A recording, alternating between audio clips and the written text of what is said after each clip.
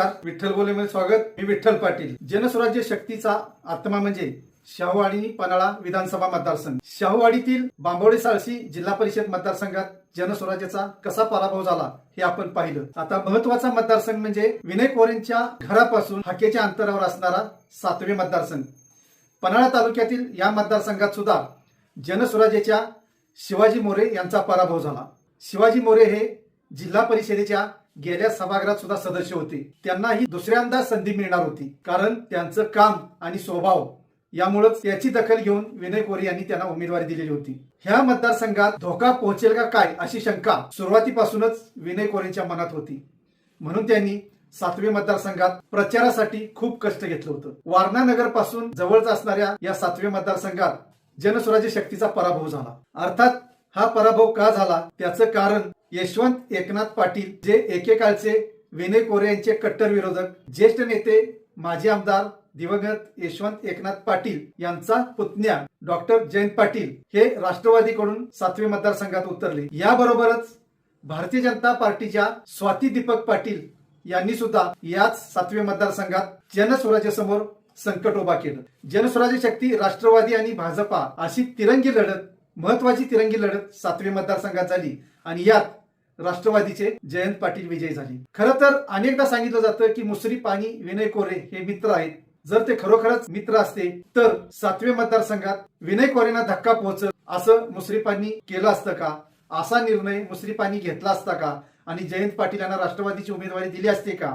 असे प्रश्न आज उपस्थित होत आहेत. जयंत पाटील यांचे सख्खे चुलते अमर यशवंत पाटील हे सुद्धा कोडोली मतदारसंघातून विजयी झालेले आहेत. अमर पाटील आज विनय कोरे यांच्याबरोबर ठाम आहेत, कारण 2019च्या विधानसभेलाच अमर पाटील आणि विनय कोरे एकत्र आले. त्यावेळी त्यांच्यात जी राजकीय वाटणी झाली होती त्यानुसार अमर पाटील यांना 1 जिल्हा परिषद मतदारसंघ, 2 पंचायत समिती मतदारसंघ आणि गोकुळ किंवा जिल्हा बँक संचालक पद असं त्यांच्या वाट्याला गेलेलं आणि विधानसभा ही विनय कोरेंनी लढायची आणि विनय कोरेंना अमर पाटील यांनी मदत करायची. इथंपर्यंत ठीक आहे. या दोघांची गणितं अजून सुद्धा जुळलेली आहेत. पण 7वे मतदारसंघ अमर पाटलांच्या पुतण्यालाच कसा देता येईल यावर बराच खल झाला आणि जनस्वराज्य शक्ती पक्षानं तो देता येणार नाही. 7वे मतदारसंघात जनस्वराज्य शक्ती पक्षाचाच उमेदवार असेल असं ठाम सांगितल्यानंतर जयंत पाटील यांनी थेट अजित पवारांच्या राष्ट्रवादीत जाऊन तेथून उमेदवारी घेतली आणि विजयी झाली. 5,000हून अधिक मतांनी जयंत पाटील विजयी झालेले आहेत. ही आकडेवारी पाहता भारतीय जनता पार्टीच्या स्वाती पाटील यांना सुमारे 7,500 मते पडलेली आहेत. याचाच अर्थ जर भारतीय जनता पार्टीचा उमेदवार या रिंगणात नसता तर जनस्वराज्याचा उमेदवार विजयी झाला असता. ही सुद्धा एक दुसरी बाजू आहे. म्हणूनच या राजकीय गदारोळात विनय कोरे खरोखर मागे पडलेत का? त्यांचं राजकीय अस्तित्व कमी होतंय का? असे जे प्रश्न निर्माण होत आहेत त्यालाही उत्तर आहेत की बांबोडे साळशी असो किंवा 7वे हा मतदारसंघ असो, दोन्ही ठिकाणी जनस्वराज्याचा पराभव झाला. तो अंतर्गत कुरुघोड्यांमुळे झाला हे मात्र स्पष्ट आहे. जरी अंतर्गत कुरुघोड्यांमुळे हा पराभव झाला असला तरी तो गल्लीतील कार्यकर्त्यांना माहिती आहे. पण महाराष्ट्र, मुंबई आणि दिल्लीतील नेत्यांना मात्र याची जाणीव नसते. त्या ठिकाणी फक्त कोणत्या पक्षाच्या किंवा कोणत्या नेत्याच्या किती जागा विजयी झाल्या याच्यावर पुढची गणितं मांडली जातात आणि त्यानुसार राज्य आणि केंद्रीय स्तरावर त्या त्या नेत्याला मानपान मिळतो. आज विनय कोरे सुरुवातीपासून भारतीय जनता पार्टी बरोबर असले तरी सुद्धा भारतीय जनता पार्टीच्या उमेदवारामुळे यांचा उमेदवार पडला हेही तितकंच खरं आहे. असाच प्रकार शाहूवाडी तालुक्यात सुद्धा घडलेला आहे. शाहूवाडीच्या 15 जिल्हा परिषद मतदारसंघात भारतीय जनता पार्टीचे विजय पाटील तथा आबा पाटील हे ठामपणे उतरले होते.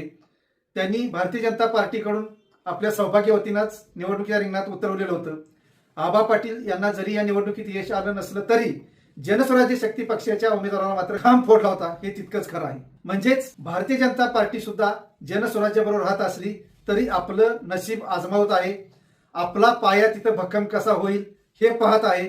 दुसरीकडे मुश्रीफ कितीही कोरेंचे मित्र असले तरी त्यांनी सुद्धा शाहूवाडी पन्हाळ्यामध्ये लक्ष घातलेलं आहे आणि आपले उमेदवार कसे निवडून येतील हे मुश्रीफांकडून गणितं मांडली जात आहेत. बांबोडे साळशी मतदारसंघात 7वे मतदारसंघात राष्ट्रवादीचे उमेदवार विजयी झाल्यामुळं निश्चितच विनय कोरे यांना भारतीय जनता पार्टी आणि अजित पवारांची राष्ट्रवादी या दोघांकडून सुद्धा घेरलं जातंय की काय अशी शंका निर्माण होते आहे. म्हणून आज विनय कोरे यांना सुद्धा राजकीय पावलं टाकताना मैत्रीचे संबंध कितपत जपायचे आणि आपलं राजकीय अस्तित्व किती टिकवायचं हे सुद्धा विचारमंथन करावं लागणार आहे. त्यानुसार राजकीय गणितं मांडावी लागणार आहेत. शाहूवाडी आणि पन्हाळा तालुक्यात जास्तीत जास्त कार्यकर्ते नेते कसे आकर्षित होतील हे सुद्धा विनय कोरेंना भविष्यात पाहावं लागणार आहे. सर्जेराव पेरेडकर जरी असले तरी त्यांच्याच बरोबरीचा एक असणारा कार्यकर्ता, मोठा कार्यकर्ता विजय खोत जनस्वराज्य शक्ती पक्षाला सोडून सरुडकर गटात सामील झालेला आहे. हे सुद्धा जनस्वराज्याला भगदाडच म्हणावं लागेल. जरी सरुडकर गटाचे काही कार्यकर्ते नेते जनस्वराज्य शक्ती पक्षात येत असले तरी आपले कार्यकर्ते नेते इतर पक्षात, इतर गटात जाणार नाहीत. याची दक्षता, याची काळजी जनस्वराज्य शक्ती पक्षाला भविष्यात घ्यावीच लागणार आहे. धन्यवाद. असेच नवनवीन विषय ऐकण्यासाठी लाईक, सबस्क्राईब आणि बेल आयकॉनवरती क्लिक करा.